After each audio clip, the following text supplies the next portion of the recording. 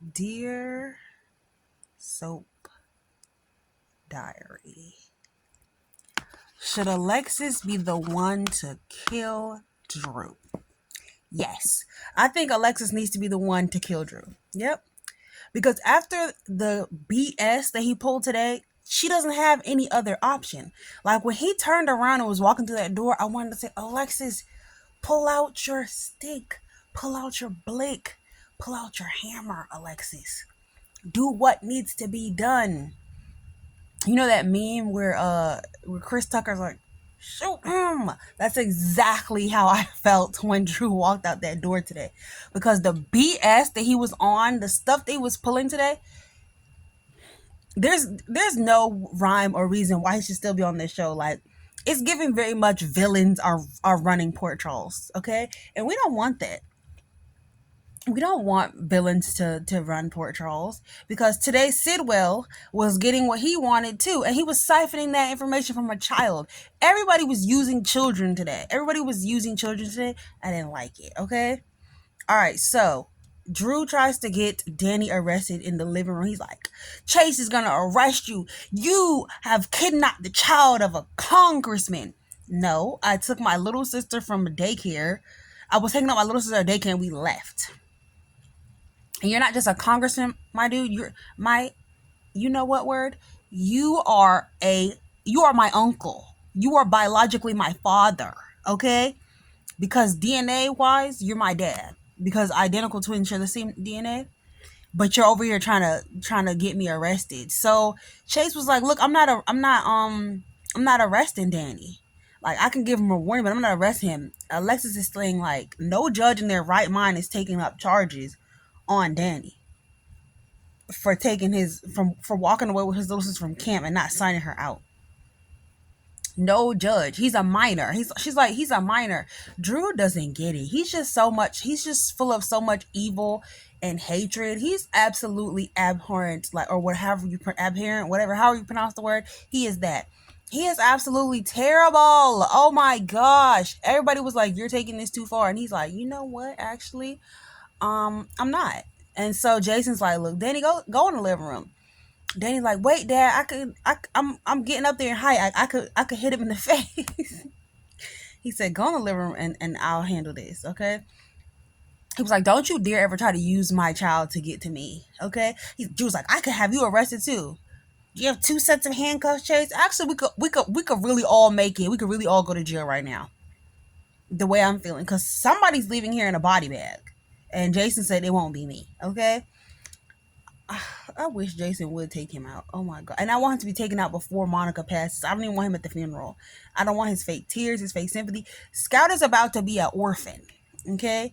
And that is just fine with me. Like, they're letting this man run the show. And I know CM, whatever, Karen Matheson is like having so much fun with this, but something about this evil persona on him just feels natural. I don't know. You know, when they be having all that big old Colgate smile, that Kool-Aid smile, you know, they might really be evil on the inside. I mean, him and his wife, they did divorce. I'm not saying that he's evil. I'm just saying he's quite comfortable in this role. That's what I'm gonna say. And I don't think it's because he's a good actor. I really don't. I think he was meant to play these evil roles, but we're tired of him. We're really tired of him. I think he was meant to play evil roles. So scratch everything I said. He's meant to play evil roles, and he's taking it too far right now. He's taking it way too far. Like, I really thought the lowest he could go was the Stella situation, but he's managed somehow to go even lower. Like, he's underneath hell right now. So the crazy part is, you know, Alexis comes to him and she's trying to plead her case and everything, and she's trying to make sure that Scout still sees her family and that Danny is involved. And, you know, he's like, Scout is going to blame herself for this. He's like, Scout will get over it. I'll explain to her that a crime was committed and Danny is being allowed to run wild. And didn't he almost kill off unalive Rocco at that party that they went to? And Alexis is like, look, you comparing apples and oranges right now. That had nothing. One has nothing to do with the other. Like, Danny didn't drink. Rocco made a bad choice. Like, that had nothing to do with him. And so he's like, basically, Danny's being run wild, and Scout needs to learn the consequence of her action. That when people do bad things, they go to jail. And Jason is a criminal, and he he's teaching his son to be one, and he has to protect his child from them, and he has to protect his child from anybody who who's getting in his way, or who's, against what he's trying to teach his child. And he's like, and going against him, and that includes you, Alexis. And Alexis is like, look, I'm her grandmother, and Sam would not want her children to be separated. And he's like, he's using Sam's name, like, remember Sam said she wanted Jason away from her son and blah blah. See, Sam, I knew I was gonna come back to bite everybody. You talking all that yap yap, okay? All that yapping you was doing and telling everybody who would listen that Jason is an unfit parent. I knew that it was gonna somehow like circle its way back around. And now Drew is using it as an excuse, but let's not blend it in. And so he's saying that she's like, yes, my daughter wouldn't want those things, and how do you use my daughter's name, in this context, like trying to use it to twist your own for your own agenda. He's like, you know what, you're right, I shouldn't even use Sam's name, because it doesn't matter what Sam would have thought anyway, because she's not here, she's unalive. She's what? Boy, I cannot believe you were like, hey, it don't matter what she thought, she gone now, she dead now, I'm finna do whatever I want to do. I'm the parent. I'm the dad. Yeah, he needs to go. He needs to go. Drew needs to go. I've already taken the liberty of seeing how many bodies Alexis has. She only has 2 bodies currently. Um, she got off on 2 bodies already. So what's a third? Third time's the charm. Alexis needs to do this killing. Okay. I've already taken the liberty of accessing her criminal records, and she only has 2 bodies on her right now. And I think the third time's the charm. She might have to be the one to do it. Speaking of using the kids, City used the kids. He had a conversation with Maxie's little boy James. Basically was getting a lot of information out of him, like, oh yeah, your grandfather is the police. Oh yeah, Maxie is thinking about telling her dad about what happened. She is thinking about getting her dad's advice, and she could send Sonny down the river. And when she does, and the company's in financial ruin, I could buy it up off them and use, or blackmail them into giving me their company, or blackmail them into selling it to me, or whatever. City is not pretty, and his little plan is actually going well, because they want the evil people to win. But his plan is going well because what's going on? His plan is going well because also Willow was at the hospital and she smacked Lucas, and though I do think she had the right to smack Lucas because he had too much dip on his chip. She shouldn't have done that because it was a crime. If anything, I think maybe Carly should have smacked him, because he definitely been having too much dip on his chip lately. And then City Jr. ends up walking in. I'm like, what is this? Is like, what type of retcon moment? What type of redo scene? Because City Jr. was not in the background of that scene as far as I remember, because they had a definite pause in the last episode after she hit him. But whatever. Storyline, plot holes, whatever. Plot points. City Jr. comes in. He sees what's going on. He hears what Lucas has to say.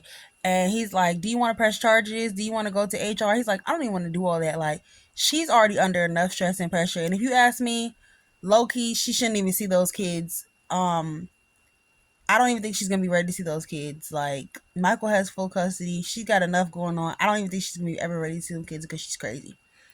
And,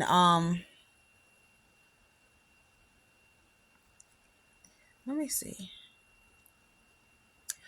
So he thinks he's crazy. So City Jr. goes to the pool and basically lets him know, like, look, whatever ammo you have against Sonny trying to use that what's it called? The custody battle or whatever, just you need to use it right now, because if you don't, you're gonna run out of time, because it looks like Willow might be able to get 50 custody, or she's so crazy that she's never getting custody anyway. So you have to use it now so that Sonny will feel like she could get custody and bend to your will. I hope that doesn't happen. I really hope that doesn't happen. I'm really tired of City and City Jr. because they're so goddamn evil. Carly just talked to that boy yesterday saying, if if you don't like my brother like that, or you got some sneaky stuff going on, let it go. And he won't let it go because he's using her brother for information to get close to the family. You guys think he's dumb? CD Jr. probably doesn't like Lucas and his lips. He probably want to smack Lucas too. When he saw what was going on in there, he was probably like, Lucas, you are out of line saying all that stuff to her. She don't care about her kids. Like, you taking it a little too far. Even my mom, who was a whole person, people at one point probably thought she cared about her kids. Like, she don't care. She the real one that don't care about her kids. But yeah, and City's like, I got some information. He's like, look, you need to use this other information before it gets too late. He's doing everything to send Sonny to jail. He's gonna blackmail him, and then he's gonna use that to send Sonny to jail. And they don't even realize Sidwell is not to be trusted. But you know, Lucy, as long as she see a man in that bag, she gonna hop right on it, literally and figuratively. Okay. So then what else happened? Maxie was there. It was recast Maxie. I like recast Maxie. Like I said, they just need to make her hair look more like old Maxie. I'm tired of that hairstyle on her because from what I recall, like when I used to see her acting on One back in the day, her hair was like that too. She needs to stop doing her hair like that. But she's doing a really good job as Maxie. And I already told you guys in my last review. Maxie said, we ain't never going back to what we used to do. I ain't gonna lie to you, but I had to tell the truth. I'm just being honest. Okay, she's not going back to that Section 8 apartment, being on welfare, and being on food stamps when she was living in that apartment, that the one that Nathan passed away, and she was living it with the kids. Okay, Maxie knows what it's like to be poor, and she's not to have to help her go to her parents for help, and she's not going back down that route. Okay, Maxie knows what it's like to be poor. She's not doing it. So she is against this because she's like, look, this is all I have. I been said that Maxie knows what it's like to be poor, and that is why she would never go back. Okay. Let's see what else happened. There's a lot of people in this episode. There's a lot going on in this episode. Let's just knock Rocco out the way. So Rocco tells his brother Gio that he's taking the dog, and he's like, good, I can come visit the dog. So Rocco also sees Brooklyn as like, what are you doing here? She like she always is. I love Brooklyn, but she gotta stop doing like when anything happened. So she's like, I'm here to talk to Maxie anyway. He was like, oh, okay. He walk off. He's like, I don't want to talk to my mom, Brooklyn. I'm sorry. He looked just like his mama. He looks just like Brooklyn. They picked the right actor. But he said, I don't want to talk to Brooklyn because she, even if I do forgive her for giving me up for adoption, which is like, what's the forgive? But okay. I do. She was 16. She was 16. Who was that? She was 15. Who was raising you? So it's like, even if I do forgive her for giving me up for adoption, she's done some things and she's hurt some people. Like Rocco, like, hurt me? Didn't nobody hurt me? I love Obrecht, and I'm glad. I know. Like, she's fun. She's cool. She's not like my mom. My mom is full of anger and bitterness. My mom is mad. I haven't seen my mom smile since she woke up from that coma. We have not seen Lulu smile since she woke up from that coma. They need to let her. They need to let something good happen to her, so we can see the light in her again. Her aura is dark right now. They need to let something good happen to her, so we can see the light in Lulu again. They need to curl her hair. Okay, maybe try different makeup. Something. She needs to go to the Beyond the Gates makeup girls because they beat them faces. Okay, they beat them faces. Okay, like Mike Tyson. They beat them faces like Mike Tyson. Okay. And let's see. Yeah, they need to put some makeup on her. They need to do her hair. They need to change her wardrobe. They need to let her smile, be happy, do something. We're tired of the anger and the bitterness and the dark aura. So he's like, I love Obrecht. Like, they did me a favor, and I told your mom thank you for that because she did me a favor. I needed to know. And Gio was like all surprised, like, what? So you don't hate her for blowing up your life? She didn't blow up my life. She just expanded it. Now I got a new fake grandma. That storyline is so tired. Speaking of Obrecht, Carly's going back and forth with Obrecht about the hotel room, and she's like, I know what's going on. I'm gonna tell Rocco. Carly tells her, don't tell Rocco because you're just gonna make things more complicated, and it's gonna just cause more issues with Rocco. You're gonna hurt him. She's like, Rocco's gonna resent Lulu when she finds out that she's lying. I mean, yes, because she's lying, she could just tell him the truth and say, look, I don't want you to talk to Obrecht, and they could have one final Q&A, and that could be it. But she's not putting her foot down as a mother. She's letting Rocco run her. So for that, she deserves what she's getting because Why are you letting a child run you?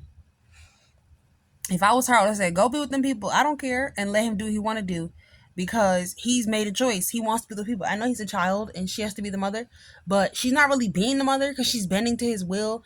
And I honestly feel like they need to have one last Q&A and just let it rock. Like, he should not be allowed to just continue to have a relationship with this woman. So, whatever. He want to have one, and they're allowing it. Then she's like, I've changed, like, I've become a better person. I'm not a danger to Rocco. Ask Anna. Scarecrow! Scarecrow, come over here. Aren't I a better person now? She's like, I'm really not the person to be asking about this. Like, you kidnapped my daughter and faked her death. You shot Elizabeth. Like, you kidnapped Rocco's baby. Like, I'm really not the person to be asking right now. So, Carly's like, look, I'm gonna get you a hotel room at the Cosmopolitan Hotel. She's like, all right, bet. Give me the penthouse. Carly's like, look, whatever it takes. So, she's like, okay, in the spirit of cooperation, I'm gonna take your offer. Anna suggests that she should makes peace with Rocco's parents. I'm sorry, Rock Nation's parents, and making things difficult for him wouldn't be what Britt would want, And Obrecht's throwing out all her weight. She's like, "Didn't my daughter die saving your daughter's life, and this how you treat me?" So Obrecht is like, "What type of conversation was you having with Brandon? I heard that he beat you in the WSB. Like, he took your place. He took the highest spot." And she's like, "How do you even know that?" She's like, "Look, Faison was obsessed with you. So everything about you, I know more about you than you probably forgot about you." Okay? So Colette behind came back to Port Charles to meet with Jack and tell him, look, you need to extract Jocelyn because she ain't no spy, okay? And she ain't ready. Exactly, Colette. Period. I agree with you. So Jack is like, look, this is my op and I could do it how I want to do it. You don't give me orders, girl. I'm the boss. I'm your boss. You better pipe down before you get fired. And Colette is like, you know what? So Carly comes over and Colette runs off. And she's like, she do not like me. She don't. And he's like, no, she don't like nobody. Plus, she don't like how I'm running the op right now. Right? So, trying to figure out what else is there to happen in the episodes. Apparently Geo told Rock Nation that he doesn't see himself working things out with Brooklyn. Maxie tells Brooklyn that she has okay, we know that. Okay. And she's not finna go to jail for nobody. She has 3 kids and she's not finna go to jail for nobody. Marco tells his dad what's going on. And at the hospital, Liz tells Lucas she believed that without Drew around, Willow will be back to herself in no time. Lucas like, look, the only reason I'm not telling the police what happened is because Michael already has custody of the kids, or else I would have been there first with my lips like this. Anyway, so at the Quartermains, blah blah blah. What happens? Okay, we're gonna get to Britt. Lord, this review is long, so they have too many people on guaranteed episodes. So, and we ain't seen Sunny in a month of Sundays, which is fine with me. And then we get to Britt, and I told y'all yesterday that Britt was giving side chick energy. Again, today she's giving 100% side chick energy, like to the point where it was like, okay, girl, tone it down. Because why are you inviting this man to your room, touching his hair? Remember I said, oh, your wife don't care? All right, well, let's go to my room and get it popping. I told you yesterday she was giving side chick. She's giving side chick. So Pascal comes around and he's watching Joss watch Britt, because Joss is one, jealous because she want Vaughn to be her man, for God knows what reason. So they're having that conversation and she's giving him all the tea. And so Pascal's like, excuse me, Mrs. Nash, is everything okay? You saw a ghost. She's like, no, that lady over there keep touching my husband. Who is that? And what's her name? Oh, you don't need to know her name. She's a longtime resident here. But I'm a handle it for you, Mrs. Nash. He's like, look, I don't want you to make a scene. Because she's trying to stay undercover. And he's like, sorry, y'all, it's my stomach. I haven't eaten. I only ate breakfast today. It's been a long day. So, Pascal was like, I'm gonna handle it. So he goes over there, is like, Britt, you need, miss, you have you have a massage, scheduled. And then she's like, I don't have a massage. And he's like, maybe a friend did it for you and you don't want to disappoint your friend. And she's like, oh, okay, fine. And then she tells Vaughn, like, see you around. See you around, boo. I'm gonna give you these drawers tonight. I told you she was giving side chick energy yesterday. Look how she's flirting in this man's face when he's already said that he's married and his wife is here. And she's over here playing in this man's face. Girl, find a single man. You nasty. I guess she doesn't want no strings attached. She wants something to keep quiet, like maybe sleep with somebody that isn't going to tell anybody because they just got married, so they don't want to risk their marriage. So it's like they both have something to lose because she's not apparently not supposed to be talking to the guest. And this man has something to lose because he's married. He just got married, so it's like I guess we both can't snitch on each other. And he's like, look, he doesn't want you talking and fraternizing with the guests. And I'm like, who the hell is he? So she's like, I'm not Taylor Swift. We in Croatia. Who's supposed to recognize me here? He's like, look, stay away from them because other people come here on vacation. You don't know who could recognize you. So she's like, look, you're not even the one that's in charge here. He is. Who is he? Back in the honeymoon suite, Joss is like, look, don't hit on that lady because you're supposed to be my husband on this trip. And actually, I know her. And he's like, I'm just trying to get to know the girl. She was giving me the tea. Like, she's a long-term resident. She can give us all the tea. She's like, I know her. He's like, what? Yeah, she supposedly died, saved my life. He was like, I need that story, but give me all the tea, honey. Let me go look her up on Foogle or whatever they call their Google in here. So he's like, if Britt sees me, like, our cover is completely blown, which is why they shouldn't have sent her. Colette was right. Speaking of Colette Colette got on the phone and told Pascal, the dude from the resort, yeah, it's two people over there from the WSB pretending to be newlyweds, and their name is Mr. and Mrs. Christopher Nash. And she over there speaking in French and everything so people don't understand her. Wow. Why is Colette always on the wrong side of history? Why is she always messing up the WSB's ops? Is she a double agent? Is she committing? She's treason. Yeah, Colette's going to jail, and she could take a few people with her. And actually, can she shoot somebody for me? But just Drew, in the arm, just disable him a little bit so Alexis can the jump on him because he is big. Yeah, so she blew everything. She blew absolutely everything, you guys. She blew absolutely everything. Colette is not to be trusted. I knew I didn't like her French speaking behind. Shout out to all French people, but I just didn't like her. And yo, I think that's the end of the episode. Drew needs to go. I want to say it's the end of the episode, and I think that it is. So with that being said, good night, y'all. Sincerely, Soap Diary. What do I even do? Just scribble, All right.